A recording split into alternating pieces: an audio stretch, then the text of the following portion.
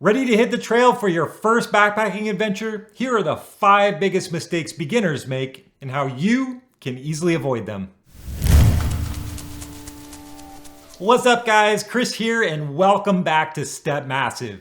If you're getting ready for your first backpacking trip, listen up. There's a few mistakes you're probably about to make, but I'll show you how to avoid them. Stick around to learn how to make your first hike one to remember for all the right reasons. Mistake number 1, not researching the trail and permits.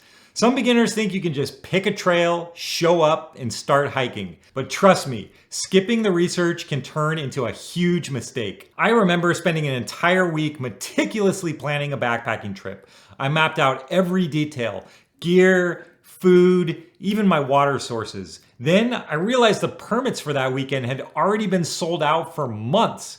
All that effort was wasted, and I had to cancel that trip and choose another one. It was a frustrating lesson, but one I never forgot. Before you go, make sure to check if your trail requires permits. Many popular trails do, especially in national parks. Some have daily quotas or seasonal restrictions, and permits can sell out months in advance. If you wait until the last minute, you might miss your chance. But it's not just about permits. You also need to research the trail distance, elevation gain, and trail type for the route you're considering.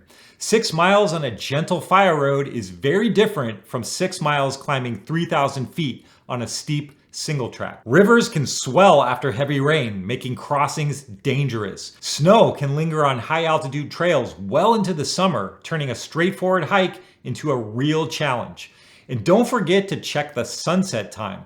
Starting too late and hiking or setting up camp in the dark is a mistake no beginner wants to make. And I get that doing a little extra research can feel tedious, but it is key to avoiding surprises. Knowing what you're getting into ahead of time will ensure that you plan a trip that's both safe and enjoyable. Mistake number 2, wearing the wrong footwear. Nothing ruins a trip faster than painful feet.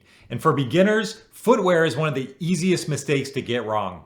A lot of people think you need big, bulky hiking boots. While boots can be great for certain trails and conditions, they're not always the best choice. Trail runners are lighter, more breathable, and dry much faster.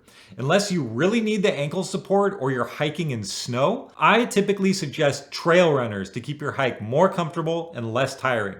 Another misconception is that your shoes need to be waterproof. If you're hiking in the rain or crossing streams, your feet will probably get wet anyway. And once they're wet inside, waterproof boots take forever to dry out. So fast drying materials are often a better choice over waterproof materials. Sometimes it's easier just to accept that your feet are probably gonna get wet. And socks are just as important as shoes. My favorite socks are from Darn Tough. They last forever, have a lifetime warranty, and come in plenty of sizes and thicknesses to keep your feet happy. Finally, don't buy a hiking shoe just because it's one of the popular big name brands. What matters most is how the shoe feels on your feet. If it's not comfortable, it's not the right choice. Your feet are the foundation on the trail. With the right footwear, proper socks, and a few pre-trip hikes to wear them in, you'll be good to go. Mistake 3. Underestimating the weather conditions. Many beginners, sometimes myself included, assume that there'll be sunny skies every day of your trip, and we forget how quickly weather can change, even in places like the desert or mountains. Being unprepared for rain, cold, or extreme heat can quickly leave you struggling. Okay, one of my biggest lessons came during a backpacking trip in the Mojave Desert at Joshua Tree National Park. The forecast had called for clear skies all weekend, so on the second night, I left my tent up without the rain fly, and I hiked off 2 miles to go grab my water cache. I didn't bring my rain jacket because, it's the desert. When I was about a mile away from my tent, it started pouring out of nowhere. I got soaked, and when I got back to camp, my sleeping bag was soaked too because I didn't use my tent's rain fly. I managed to survive through the night, but it was a huge wake-up call. Always plan for the unexpected when it comes to weather. Even in dry areas, rain can surprise you. There's some lightning. I'm a little exposed out here. Oh. Holy. All right, I gotta not be out on an exposed plain with lightning that close.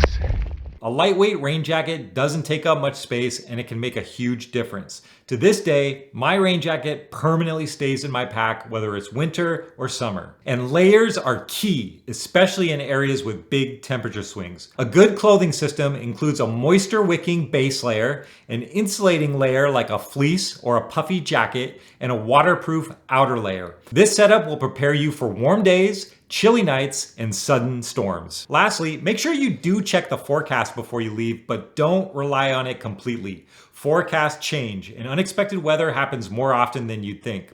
It's better to over-prepare than to get caught off guard. Weather can be unpredictable, but with a little preparation, you'll stay dry, warm, and ready for anything. Mistake number 4, poor food planning. Many beginner backpackers underestimate just how much food they'll need on the trail. Backpacking burns a lot of calories, not just from hiking all day with a heavy pack, but also from activities like setting up your tent, going to collect water, and even just hanging a bear bag all take energy. And if you decide to, just hike over to that waterfall over there, you could burn an extra 500 calories easily without even realizing it. At the same time, you don't want to overpack food either. The key is finding the balance. Enough food to keep you fueled without weighing you down. And another common mistake is getting a little too ambitious with your meal plans. It's easy to be inspired by a YouTube recipe like those backcountry fajitas, or to think, hey, I'll make a proper breakfast in the morning.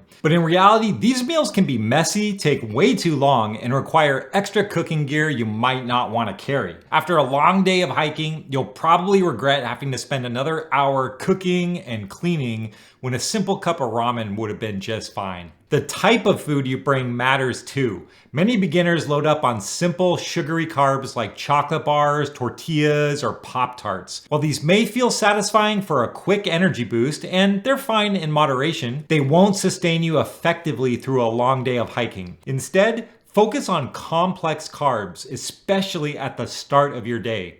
Oatmeal, granola, whole grain muffins or bread, or things like Bobo's bars are great options and will keep you fueled much longer. And mistake number 5, pushing too hard on your first day. It's easy to get excited when starting a backpacking trip, especially your first one. You've been planning for weeks, and when you finally hit the trail, you want to cover as much ground as possible. But pushing too hard on the first day is one of the most common mistakes beginners make. I've been guilty of this myself. On some of my earlier trips, I would pick a trail with way more elevation gain than I realized because it sounded epic. I'd power through the first few miles feeling pretty stoked, but by mid-afternoon, I was usually completely drained. My pace would slow to a crawl, I was often dehydrated, and I would barely have enough energy to set up camp once I finished the hike. So start slow and ease into your hike. For your first trip, aim for a short trail with relatively low mileage and minimal elevation gain. Think of it as a warm-up to build your confidence and your stamina. If the trail you've chosen is longer, plan for regular breaks to snack, hydrate,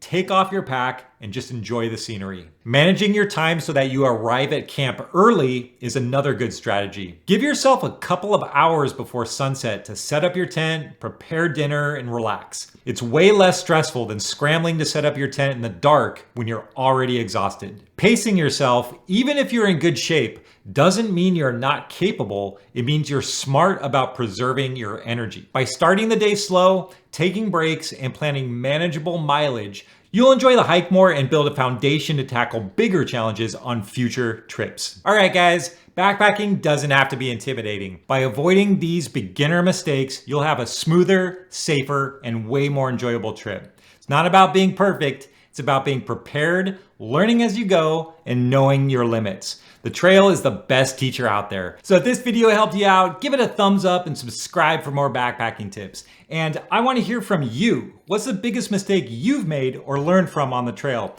Drop it in the comments below. All right, thanks for watching, guys, and I'll see you out there.